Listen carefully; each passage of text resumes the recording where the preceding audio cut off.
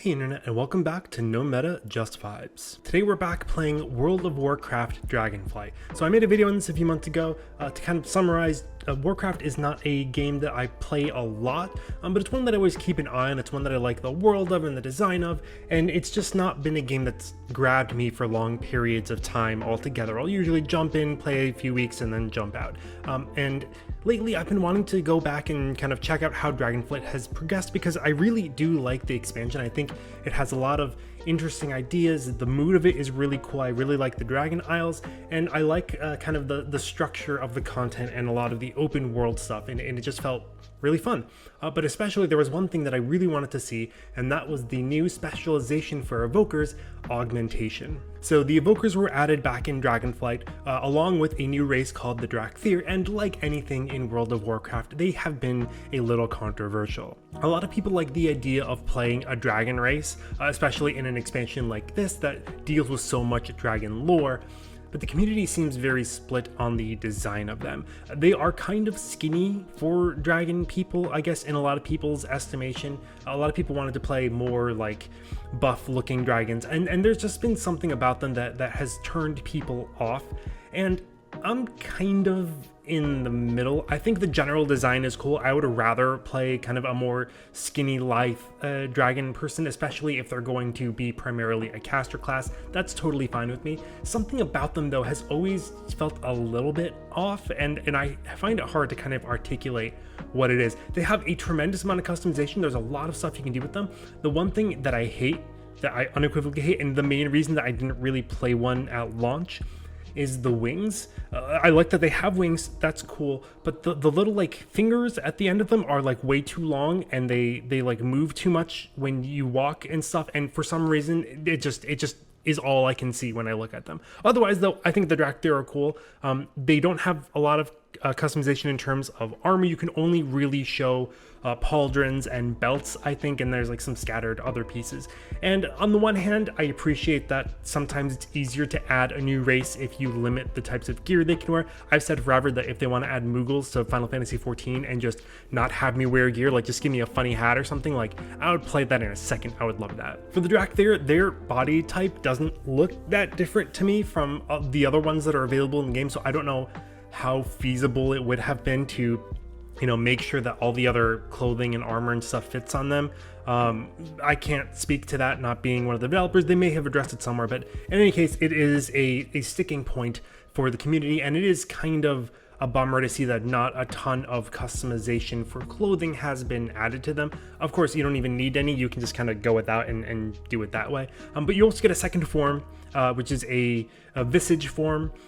This also kind of rubbed people the wrong way because in the game it tells you this is something that like represents who you are, and you know the dragons in the game have a lot of different races that they can turn into, whereas here you can only kind of turn into a dragon elf, and I think it looks cool personally. I think it looks rad.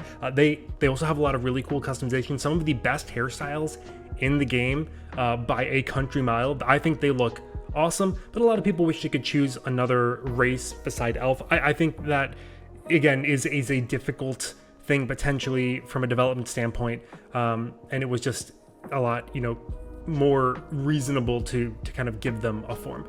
It's not a huge deal to me. You can spend a lot of time in your visage form. There are certain skills that will force you into your dragon form, and there's a toggle that you can use to kind of automatically go out of it when you're out of combat. So, you know, it's all good. Other than the wings, I don't really have a problem with the Drakthir in general. One of the cool things about evokers though is that they use some new mechanics for Warcraft.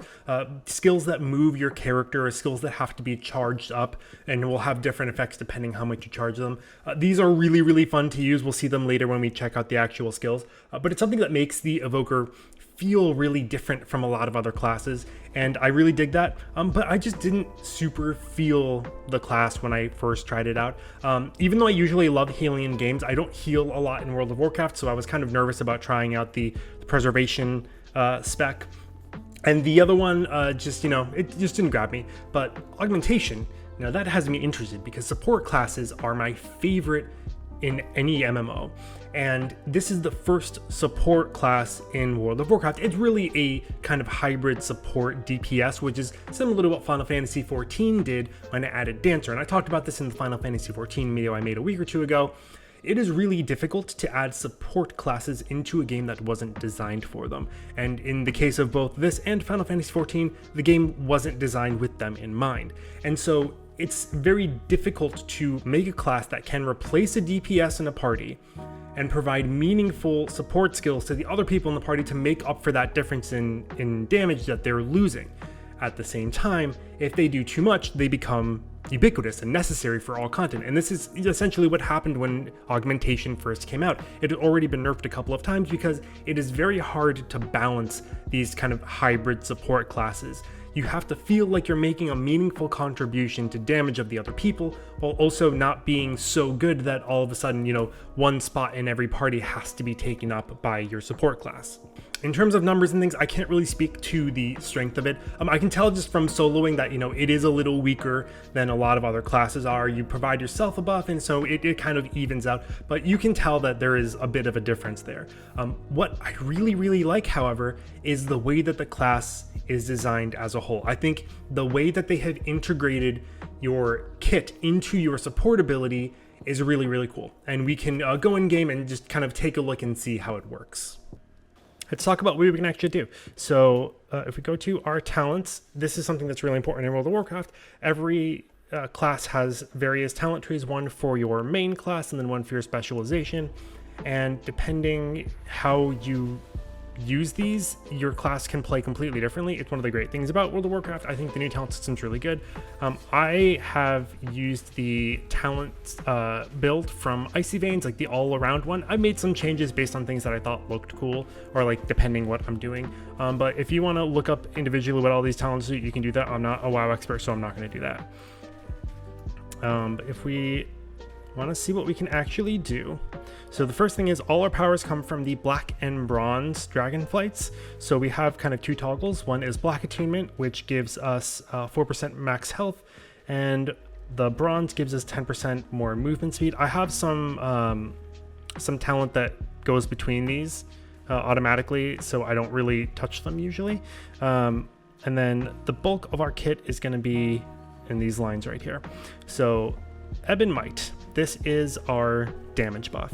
It increases their primary stat by 9% of my primary stat, which I believe is Mastery, and you deal 36% more damage for 10 seconds. It affects 4 people at once, so that means if you're in a dungeon, it's going to affect everybody. If you're in a raid or like bigger content, it is going to, excuse me, bro, I'm like doing something over here. If you're doing other types of content, then you might want to make sure you hit certain people, and that's where you can use Prescience. Prescience gives you increased critical strike chance, and it normally targets a damage dealer automatically, but you can pick someone to put it on, and if you do, and they have it on, when you use Ebb and Might, it will target them specifically. Excuse me. Okay, you know what, this area is a little too active. I think we're going to switch to somewhere a little more chill. Okay, here we are in Orgrimmar. You know what, this is nicer. We're out in the sunshine, sort of. We're outdoors. It's a little calmer. The game's running a little better because I don't have 5 million things running at once in a very popular city. So we're gonna do this here. Okay, this is a side note, but I hate when people do like class showcases or like show rotations and things, and you like can't really tell what's going on because you can't like see the skills. They're doing it from like zoomed out into space, and there's like 15 other people using skills in the same training room. Like that always annoys me because the way that things look is very important to me, and we're going to talk about that. So let's start over. This Ebb and Might is your buff. It's your damage buff. You want to put it on everyone. So there is a 27-second cooldown, but it only lasts for 10 seconds. So this is where I think the class gets really interesting. Your damage abilities, the ones that are kind of specific to Evoker, are going to extend your damage buff. So the idea is, in a good encounter, you want to extend as much as possible the length that your buff goes, so that by the time it goes out, hopefully you'll be able to cast it again. And this to me is where the class is really cool, because the support is just a skill, right? It's just a skill that you put on everyone, and then that's kind of the end of it. But by having a variation on how long it lasts based on how you do for the rest of your kind of damage, because again, it is a hybrid, it's a support DPS. it makes it feel a lot more involved. And I really like that upkeep factor, right? You know, I'm not a big fan of like rotations as they tend to be, but I really like the idea of using a skill and then here are the things you have to do to keep it going. And it's going to benefit everybody. So you're going to see we're going to use Ebb and Might, and then there are a few different skills that will extend it. The basic one is Eruption. This is a, here we can try it out. This is a little cast. You see this little rock goes over here and then boom, we get a little explosion. It hits other people and it uses a resource called Essence. This, as you can see, is refilling. It refills over time. It can also, we can also get a free one by using Living Flame, which is our basic damage skill, which you see, it just lit up. So I get a free Eruption cast. And then Azure Strike is a similar skill, but just a melee one. So by using that, we can kind of get more, yeah, it's called Essence Burst. By using that, we can kind of get more casts out of this if we go through all of these while we're in our Ebb and Might window. The next attack is Upheaval. So this attack is an AoE, but the cool thing is this is one of the kind of unique evoker skills. This is when you hold it down, and the longer you hold it, the bigger the radius will get. So the more enemies it'll hit. The damage doesn't go up. So if you want to just do a basic strike on one enemy, you can just hit it like a normal damage ability. If you want it to hit multiple people and they're kind of further not grouped up, you can hold it down. And this is like one of the most satisfying seals in the whole game. Like the way that the circle extends is really cool. So let's try it out. You get 1, 2, 3, 4, 5. Like, to me, that is so incredibly satisfying. And that will give you 2 seconds on your Ebb and Might. Next up is Fire Breath. This is a skill all evokers get, and this one you can hold down, but this increases the damage. So you can see down here, and increase the damage, boom. Simple enough. It tends to work out that if you upheaval a bunch of enemies, they tend to kind of be lined up so that your Fire Breath can hit them, but I really love that they have different AoE shapes. I think that more MMOs should have differing AoE shapes. It just makes gameplay a little more dynamic. It makes you have to think about it more rather than just hitting a button and knowing you're going to hit everybody. Next we have Ebb and Might, and this is a flying breath skill, which again, unique to evokers. So you can kind of pick how far you want to go with it. It actually has like ridiculously long range. You're going to fly across the screen, do a breath attack, and it's going to hit everyone. Oops, didn't. It's going to hit everyone in the path. So we can see it's called Breath of Eons. You fly to the targeted location. You give temporal wounds to the enemy for 10 seconds. So what this does, it accumulates 12% of the damage that are done by either you or your allies, anyone that has Ebb and Might on them. So they need to have the Ebb and Might buff for it to work. And then it will critically strike for that amount of damage at the end. And this also gives you 5 seconds of Ebb and Might. And I have it talented so that the first 3 enemies hit by it will get an eruption, which will further give you even more Ebb and Might. This has a longer cooldown, so it's not something you're going to be able to use on every pull. It's like almost 2 minutes. So this is something you're going to use on big pulls, or on bosses, and any time that it's kind of important. And so this is something you can kind of hold and decide when you want to use, which I always like. So that's the basic kit, but we have a few other skills that are unique to us. We have Blistering Scales. This will apply a shield, which is also very lovely. Like I think it's just a very nice little lighting effect. It looks really cool. And this is a shield that will attack enemies when they hit it. So you think of it as these rocks, they kind of burst when an enemy hits them in melee. And so I think you have 15 of them or something like that. And so you get a little shield and you can deal back some damage to enemies that hit you in melee. This is a good thing to keep obviously on yourself when you're in solo. You can put it on tanks in dungeons or on someone that's just taking a lot of damage and can use a little pick-me-up. You also have Spatial Paradox. This will give you and a healer in your party the ability to cast while moving, and it also increases the range of spells. Pretty cool. I haven't gotten a chance to use this yet because I haven't really needed to, but it's a really cool ability. Heal while moving is always good. If there's a lot of movement mechanics, which in Dragonflight there are, this is very useful. We have a couple of healing skills, which is cool. So Living Flame is our single target heal. So it's an attack when you use it on an enemy, but it's a heal when you use it on yourself, which I think is very cool. We also have Emerald Blossom, which will put a healing thing on the ground and then burst.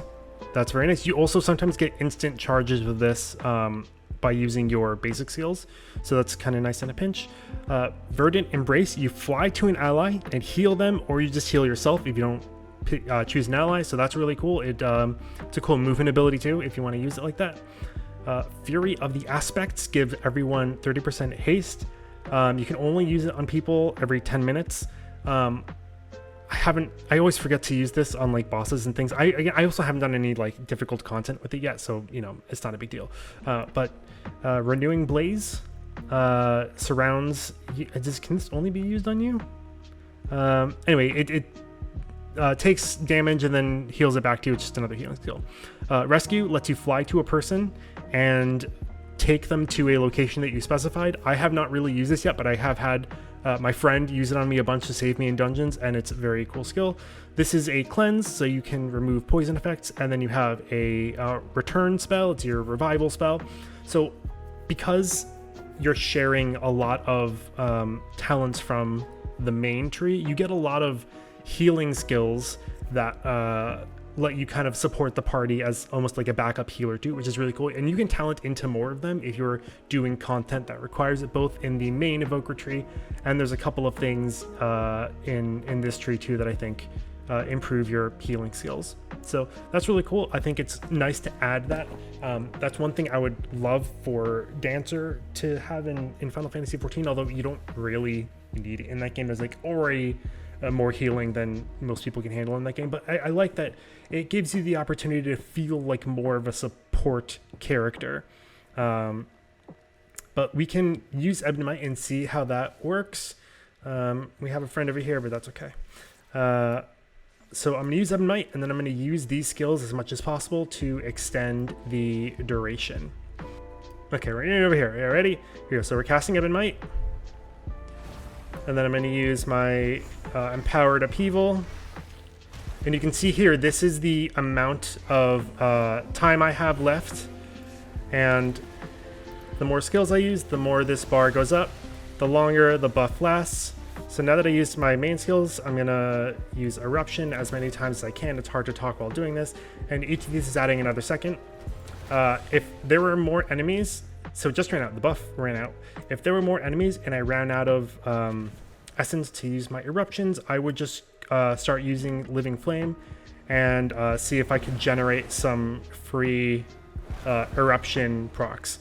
But you can see I lasted long enough to where I can just use Ebonite again. So that's kind of the flow of the class, and it makes you feel very busy. It gives you incentive to kind of think about where the enemies are and how you can hit as many as possible to keep your buff going. And I think it definitely shines in AoE. I think it's like the most fun there. But it's fun against bosses too. It's just kind of less thinking about positioning and things like that. But I think it's really fun. It's simple, but it's effective. And we'll go to some dungeon footage and kind of talk about how I feel about the class.